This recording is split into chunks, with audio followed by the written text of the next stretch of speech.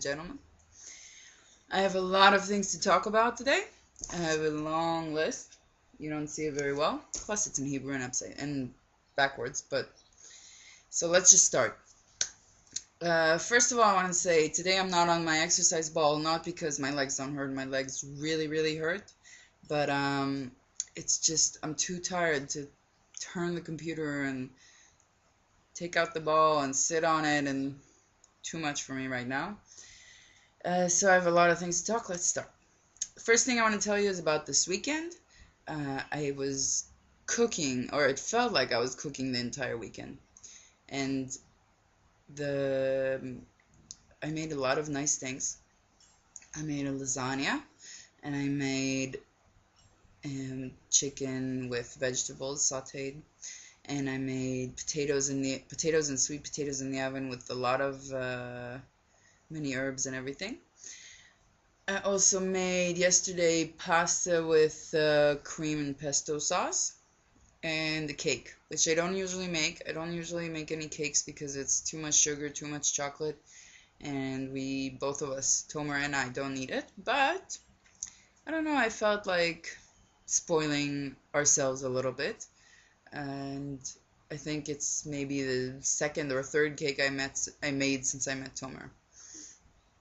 Now, I wasn't sure all the topics here that I have today are related to Fibro, but it turns out that everything is related to Fibro, because 24 hours, 7 days a week, I have to think about Fibro.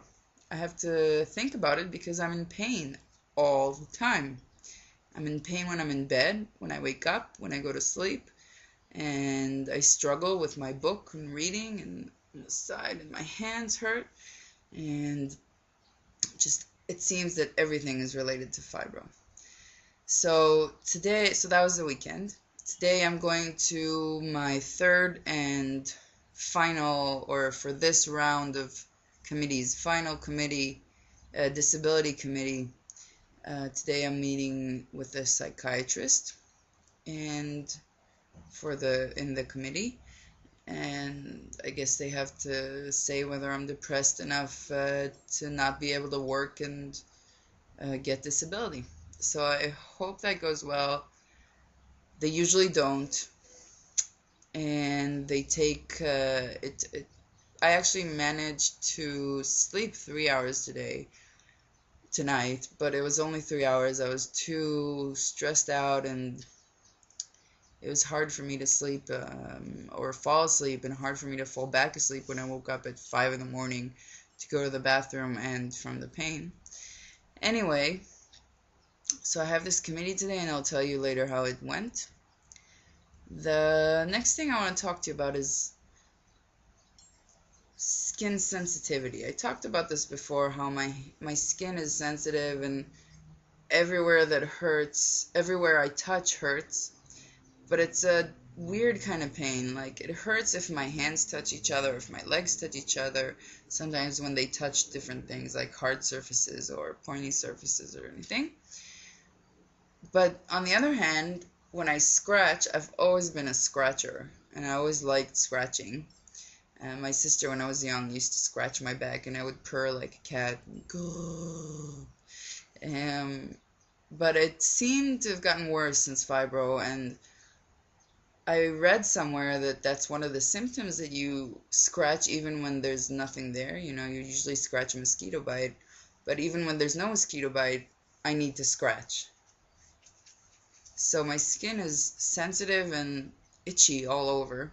And the other thing I have trouble with is that I scratch, all these mosquito bites or anything. I keep scratching them open over and over again.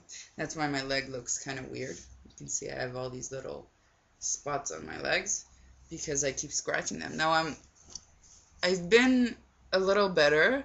I've been trying to use, kind of relieve the need to scratch with putting a lot of body cream on, and that's kind of calms down my need to scratch. But it's a constant struggle. So I was wondering if anyone else has a problem with scratching or skin sensitivity or any of that. Just wanted to know. the next thing I want to tell you is the whole weekend I've been walking or marching, whatever, as exercise. I was walking as exercise. I go for walks, and I probably don't walk as fast as other people do when they do more, exercising. But I try, I walk faster than I usually do, so I do feel like I'm working out.